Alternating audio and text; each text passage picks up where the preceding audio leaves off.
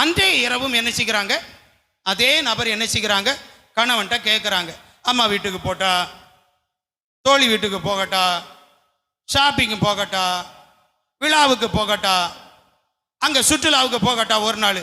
அப்போ அவன் என்ன செய்வான், நேத்தைக்கும் கேட்டா இன்னைக்கும் கேட்குறா, அவன் என்ன செய்வான், போ, அப்படித்தான் சொல்லுவான், போ. ஆனா பக்குவம் உள்ளவர்கள் அவன் போன்னு சொன்னானே, அந்த வார்த்தையில் இருந்த தொனியை பார்த்து போ என்று சொன்னது உள்ளத்தில் இருந்தா உதட்டிலிருந்து வந்ததா என்பதை நல்ல பக்குவம் உள்ள பெண்ணு என்ன செய்வா, அதை ஆராய்ந்து அறிந்துகிடுவா. ஐயோயோ, இது உள்ளத்திலிருந்து வந்ததல்ல, நான் கேட்டதுனால உதட்டிலிருந்து தான் வந்தது என்று சொல்லி அவ என்ன செய்வான்னா, அடுத்த நாள் காலையில